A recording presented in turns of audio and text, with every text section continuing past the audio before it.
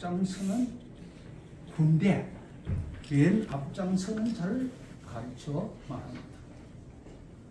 먼저 고 김태훈 목사님이 목사님의 별세를 진심으로 애도하며 유족들의 슬픔에도 하나님의 크신 위로가 있기를 바랍니다. 본문은 우리가 잘 아는 대로 사도 바울이 지금까지의 자신의 삶이 전도자로서 복음을 위해 고난과 핍박 가운데서도 선한 싸움을 싸우며 주님의 사역에 헌신하였고 끝까지 믿음을 지켰음을 회고하고 있는 내용입니다. 제가 볼 때 고인이 되신 김태훈 목사님께서도 사도 바울처럼 이러한 삶을 살으셨다, 저는 마음에 확신이 됩니다.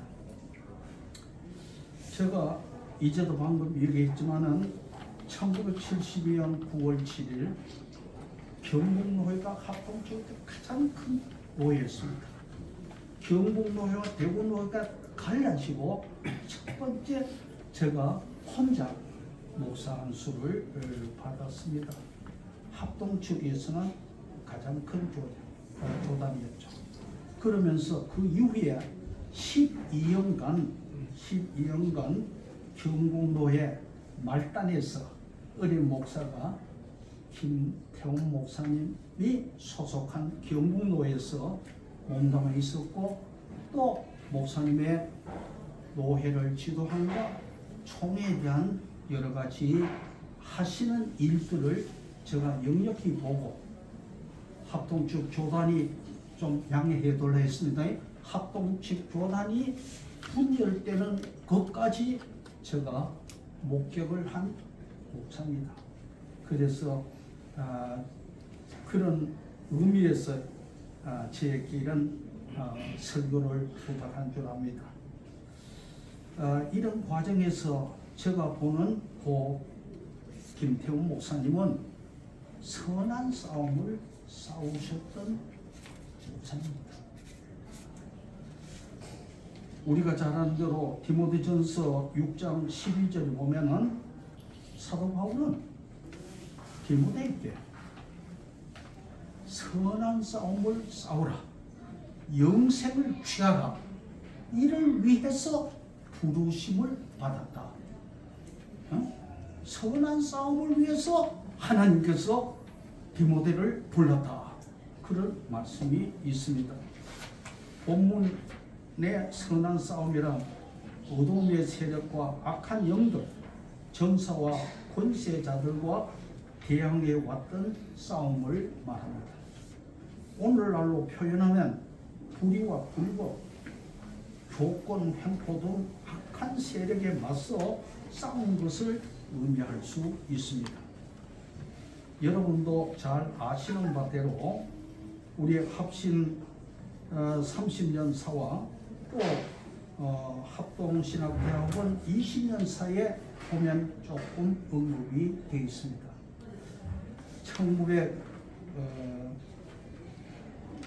여러분 다 아시는 바대로 1970년 후반에 합동측 조단은 지방색으로 말미암아 영남과 호남의 교권 갈등이 커졌고, 결국은 근본 정치까지 개입과 더욱 혼란스러운 상황에 직면했습니다. 그 문제의 핵은, 이름을 거론해 죄송합니다. 당시 총회에서 13년 총회 임원 오르내려가면서 13년 동안 총회 임원으로 재직하였고, 특히 총회서기로 활동한 고 이영수 목사님이 자리 잡고 있었습니다.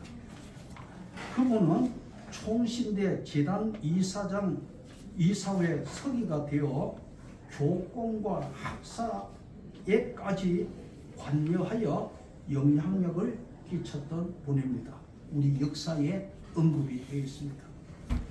결국 이와 같은 혼란의 일환으로 총회신학교 복구위원회가 조직되어 정주호 목사님과 함께 박오론 교수님이 새로운 학교를 세우기로 결정하여 총신을 떠났고 이듬해 1979년 3월에 방배동에 총신을 세웠고 1978년 11월 7일 박오론 교수 사태에 대하여 심각한 충격을 받은 총신대 신경원 1학년 학생들이 수업을 중지하고 하나되게 하옵소서라는 구호를 내걸고 합동청 조단의 분열을 염려하는 금식 기도회를 가졌고 일후에 전 교생이 이 기도회에 참석했습니다.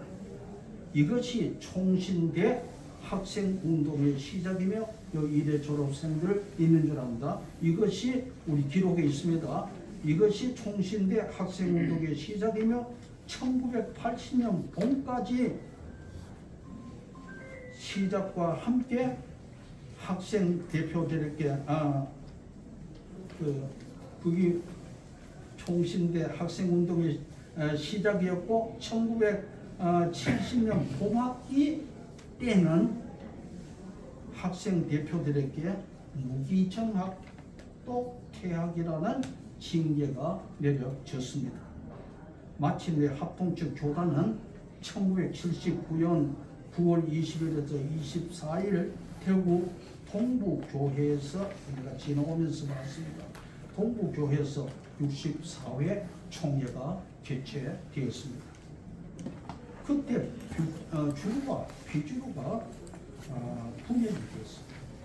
비주루는 저는 그 교회 모릅니다만 동부교회 부근에 그 은일교회에서 모였다가 일단 정회하고 1979년 11월 5일 서울 청암교회 이완수 목사님께서 시도하던 교회에서 속회가 보였습니다.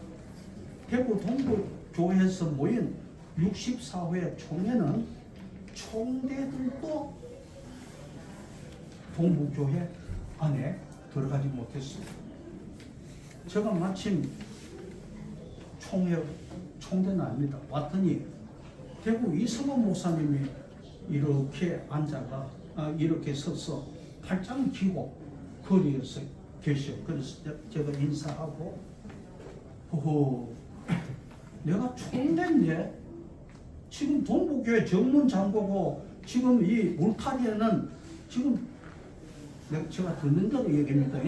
대구 신학생인들이 모르고 강목을 들고 지키고 있었습니다. 그러니까 총대들도 그 안에 들어가지 못했습니다.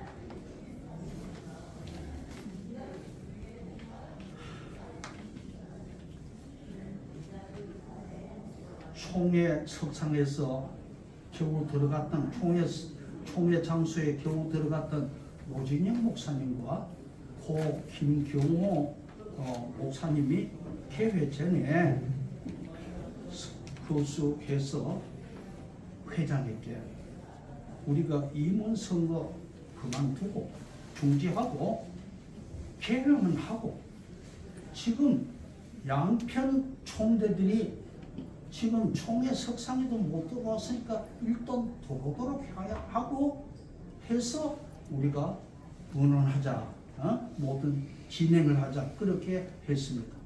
호남에서는 차를 2대가 3대가 관광버스를 대접해 왔지만은 역시 들어가지 못했다는 겁니다. 이래서 합동 측 총회는 주로와 비주로 나누어졌고 여기서부터 중요합니다. 그때 중립에 있으면서 재합동을 추진하려고 노력하였으나 성사되지 못했습니다. 아마 1년 이상 했을까. 64회 총회에서 분열됐고 65회 주류축 이영수 목사님이 총회장 되었어요. 그 다음에는 최성원 목사님이 총회장 되었어요. 66회. 그런데 우리는 66회만 1년 가까이 제 합동을 위해 합동과 주를 완전히 나누죠. 우리는 중립을 지키고 있었어요. 저는 그때 총대도 아닙니다. 갓 목사 암수 받고 얼마 안 됐습니다. 그래서 중립을 지키면서 중립에 있으면서 제 합동을 위해서 참 부단히 애를 썼지만은 노력했지만은 성사를 이루지 못했습니다. 그 무렵 총심에서 고 박윤성 목사님을 비롯하여 여러 교수님과 학생들이 1980년 10월 총신 이사회의 불법적인 교권 간섭을 거부하고 나와서 남서울 홍정일 목사님 심한 그 교회에서 공부를 하게 되었던 것입니다. 바로 이런 상황에서 중립에 있던 목사님들은 교단 설립이 필요했습니다. 교수님과 학생들은 무엇보다도 또 중립에 있던 분은 교단 설립이 필요했고 교수님과 학생들은 신학교 설립이 필요했습니다. 다시 말해서 교단은 또 그 위에 교단이 형성되면 신학교가 필요하고 신학교는 또한 교단이 절실히 필요한 때였습니다. 왜냐? 신학교는 교단이 있어야 학생들이 졸업하고 목사 안수받고 살려갈 수 있는 교회가 있을 것 아닙니까? 이게 바로 이때였습니다. 뿐만 아니라 그 당시 국가적으로는 고 박정희 대통령이 1979년 10월 26일에 시해를 당하고 전두환 씨가 군사 정권을 이끌어 갈 때 300여 학교가 넘는 무인가 신학교를 완전히 척결하게 되었습니다. 여기에서 중요합니다. 전두환 군사 정권에서 신학교, 무인가 신학교 300개가 넘어요. 그걸 척결했어요. 그때 합동 신학원 우리 합신에 우리 저 아닙니까? 남서울 합동 신학 맞죠? 네. 합동 신학이니까 사실 척결의 대상이었습니다. 그런데 그때 두 학교가 정식 아니면 그래도 무인과 신학교 척결에서 헤어나게 되었어요. 어떤 학교인가? 순복음 교단의 신학교 하나와 합동축 중부 신학교 한 곳과 우리 합동 신학원입니다. 그러면은 순복음 교단은 교단이 있으니까 신학교일 수 있죠. 중부 신학교도 마찬가지입니다. 그러면 합동 신학원은 뭐가 배제해야 됩니까? 물론 하나님이 계시죠. 그러나 행정적으로는 뒷받침할 곳이 없었습니다. 그 당시 문공부 장관이 누구로 하면 이규모 문공부 장관입니다. 예? 1교단 1신학교만 인정했습니다. 우리 합동신학원도 사실은 척결의 대상이었습니다. 그런데 중립에 있었던 노진현 목사님이 중립교단의 대표자였습니다. 그때는 문공부에 등록만 하면은 교단으로 인정해 주셨어요. 이건 아무도 김영명 목사님 얘기하니까 그런 일이 있었습니다. 왜냐, 뭐 몇 번 압니다만은 저도 그 당시에 개교회가 정치적으로 피해를 본 접니다. 서울은 여러분 잘 아는 황성수 박사님 총식 우리 대선배잖아요. 총정조 있을 때 역시 정치적으로 저와 먼저 당하고 우리가 피해를 입었습니다. 교단에까지 이렇게 조건이 횡포를 보였습니다. 근데 제가 그때에 법원에 무슨 서류가 필요해서 이 문공부 이 서류를 뜯어보니까 중립교단의 대표가 노진영 목사님이에요. 노진영 목사님의 서류를 가지고 합동신학교 척결에 뒷받침해줬습니다. 얼마나 감사한지 모릅니다. 그것도 왜 인정되냐고 하면 이규 제가 그때 이규 문공부 장관이 이미 한철아 박사님하고 아주 친분이 있습니다. 한철아 박사님은 또 신복균 교수님하고 다 친분이 있는 분 아닙니까? 공동 번역자입니까? 그래서 이렇게 합심과 우리 합심 교단과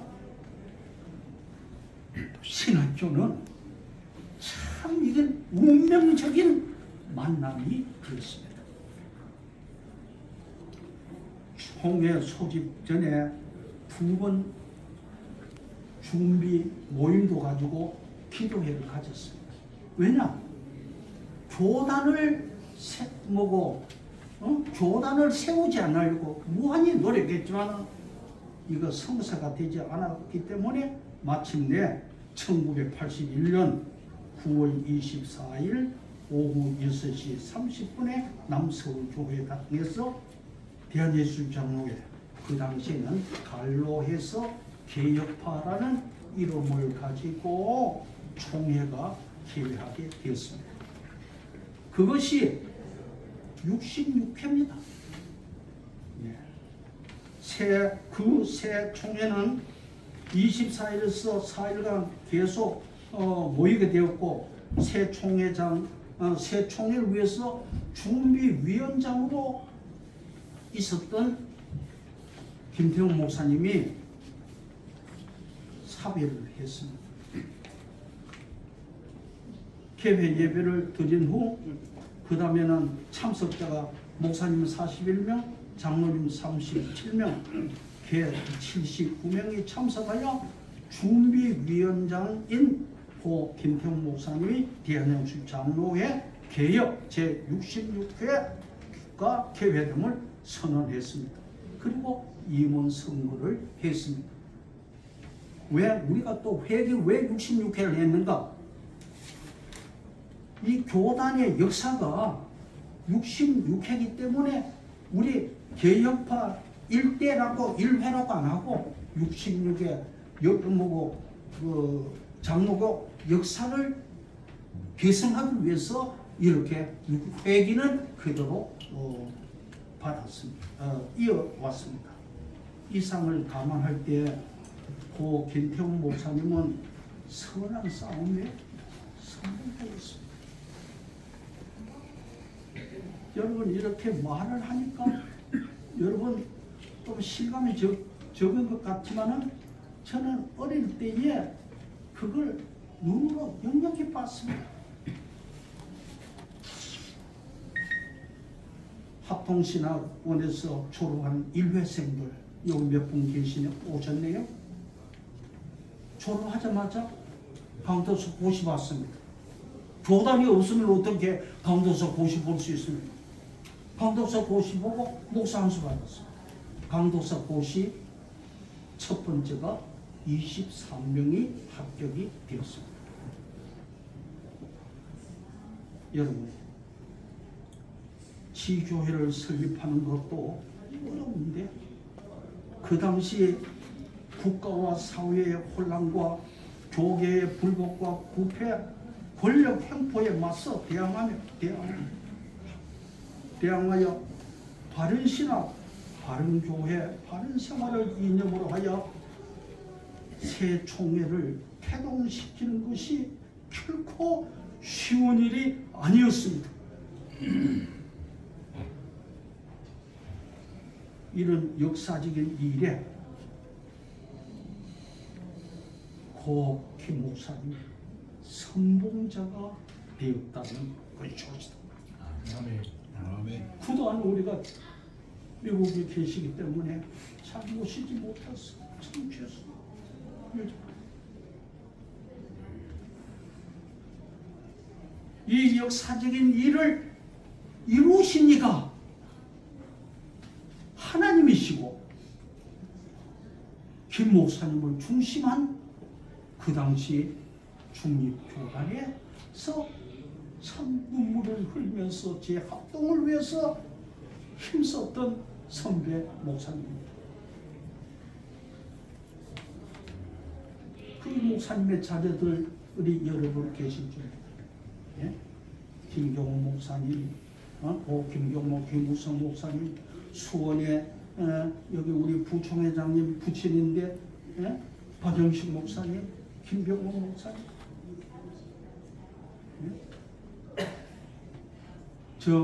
그 당시에 난 윤남중 목사님 서울에, 하여튼 인천에 박덕상 목사님, 황진영 목사님, 하여튼 뭐 일일이 꼽을 수 없습니다. 뭐 수가 많습니다. 아무튼 제가 오늘 이걸 조심스럽게 제가 말씀드립니다. 제가 아마 마지막 증인으로서 이런 이야기를 한번 해야 그래도 선한 싸움의 선봉자이신 우리 고 김태훈 목사님에 대해서 어떤 고인을 다시 그리는 것보다가 우리 합신의 이 정체성, 합신의 이 근본을 우리가 어느 정도 알아야 아는 것이 좋겠다 싶어서 제가 조심스럽게 몇 자 적었습니다. 실수할까 말할 건 한이 없어요. 이외에도 고 김태훈 목사님은 항상 노회와 총회를 바로 섬기려 하시고 지교회 일까지 관심을 가지고 지도하셨던 목사님이시고 저희 후배들을 참 무척이나 사랑해 주셨습니다. 제가 1997년 봄인 것 같습니다. 호주 시드니에서 개최된 세계 한인 목회자 대회에 참석하였다가 고 김태훈 목사님을 우리 진상철 목사님과 잠시 만나 배웠고 그 이후에는 한 번도 배우지 못했습니다. 미국에 계신다는 이야기는 고 김우성 목사님, 김경호 목사님 통해서 조금 들었습니다. 그 26년 전입니다. 그동안 미국에서 어떻게 지내셨는지는 제가 잘 모릅니다만 그러나 고 김태훈 목사님 사도 바울과 같이 달려갈 길을 마치고 믿음을 지켰으리라 확신이 됩니다. 선한 싸움을 위하여 부르심을 받은 우리 합신의 일대 총회장입니다. 이제 100세까지 장수의 삶을 사시고 여러 믿음의 후손들을 여러분과 같은 믿음의 후손들 남겨두시고 하나님의 부르심을 받고 하나님의 품으로 가신 줄 믿습니다. 유족들은 위로를 받으시고 주 안에서 가족들이 서로 화목하시고 목사님의 자녀들로서 부끄러움 없는 삶을 사시기를 진심으로 당부드립니다. 그도 주 안에서 위로를 받으시길 바랍니다. 저는 100마디 1000마디 말을 해도 슬픔을 당한 여러 유족들의 마음을 위로할 수 없습니다. 위로의 하나님께서 여러분들의 마음을 위로해 주시기를 바랍니다. 두서없이 지나간 역사를 더듬어 고인을 생각해 보았습니다.